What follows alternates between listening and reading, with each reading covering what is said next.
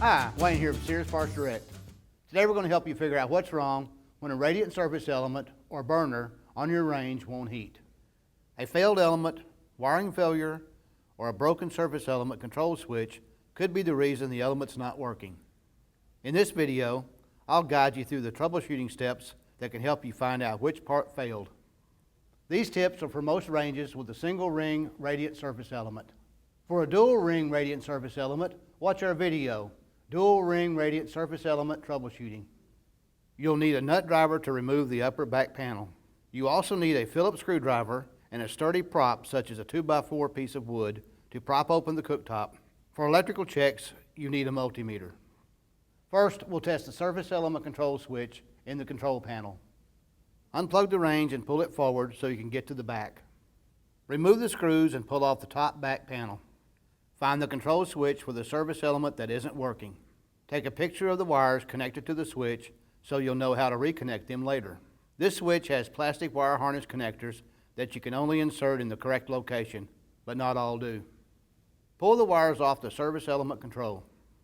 The Spades have labels, L1, H1, L2, and H2.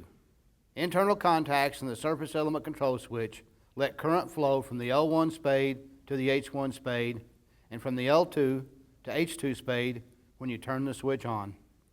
Each set of spades supplies 120 volts of the 240 volts required to heat the element. If either contact is broken, current won't flow and the element won't heat. Let's start by checking the L1 to H1 contact using a multimeter. Turn on the surface element control knob.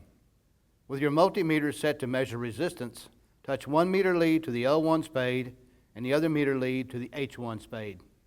If the multimeter measures OL, the internal switch contact isn't working, so you'll need to replace the surface element control switch. Our video, replacing a range surface element control switch, will show you how. This should fix your burner heating problem. If the measurement is near 0 ohms of resistance across these spades, the first internal contact in the control switch is sending current to the surface element and working okay. You'll need to test the second contact in the surface element control switch.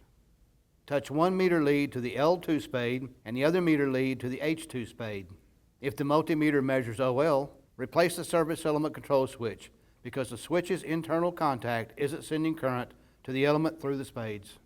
If it measures near 0 ohms of resistance across L2 and H2, the control switch is okay and a wiring failure or a broken surface element is the problem. Let's check for a broken surface element or a broken wire between the control switch and the element by checking the element wires that connect to H1 and H2 on the control switch. These wires carry current from the control switch through the element. The brown wires connect the control switch to the element for this burner.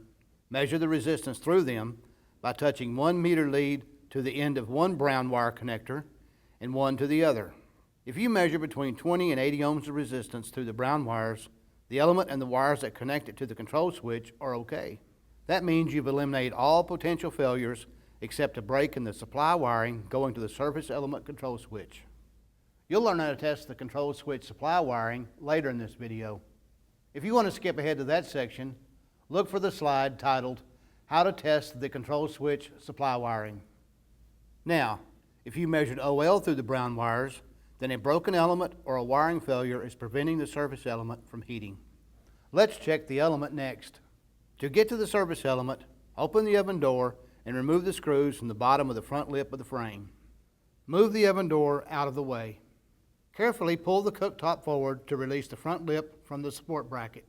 Raise the front of the cooktop slightly to release the frame sides, and then pull the cooktop forward to release the hinge tabs from the slots in the back guard. Lift the front edge of the cooktop and place a prop where it's steady so the cooktop won't fall. Don't damage the insulation when propping open the cooktop or you'll have to replace it. Carefully pull the brown wires off and measure the resistance through the element spades. If you measure OL, replace the radiant surface element because it's broken. Our video, Replacing a Ranged Radiant Surface Element, will show you how. In most ranges, the thermal limiter comes with the radiant surface element. A few ranges offer the thermal limiter as a separate part. If you see it listed separately on the parts diagram for your range, you may only need to replace the thermal limiter. Refer to the wiring diagram for your range and check resistance through the thermal limiter to determine whether the limiter or the element is bad. Replace the failed part. If the multimeter measures between 20 and 80 ohms of resistance through the element, a break in one of the element wires is keeping the service element from heating. You'll need to replace the wires. Order the entire wire harness unless the parts diagram for your model lists surface element supply wires separately. If the service element wire's insulation is still intact and there's no chance of a failed wire shorting the metal inside the range, you can safely reconnect the wires to the element and the control switch and reassemble the range. That way, you can keep using the working burners on your range until you replace the broken element wires. Now, we'll show you how to test the control switch supply wiring. You'll want to do this if you measure between 20 and 80 ohms of resistance through the brown wires that connect to the surface element control switch and the surface element control switch is okay. This means that a supply wire failure is keeping the element from heating. Let's check those wires. Remove the screws and pull off the bottom back panel. First, check the black wire that connects to the L1 spade on the surface element control switch. Measure the resistance between the end of the black wire that connects to the L1 spade on the switch and the black wire on the terminal block. If the wire is okay, the multimeter will measure near 0 ohms. A measurement of OL means the wire is broken, so either replace the wire harness or find and repair the break in the black wire. If the black wire is okay, measure the resistance between the red wire that connects to the L2 spade on the switch and the red wire on the terminal block. If the wire is okay, the multimeter will measure near 0 ohms of resistance. If not, find and repair the break in the red wire or replace the wire harness. You're almost done. All you need to do now is reconnect the wires to the surface element control switch and reassemble the range. We hope this video helped you out today. Check out our other videos here on the Sears PartsDirect YouTube channel. Subscribe and we'll let you know when we post new videos.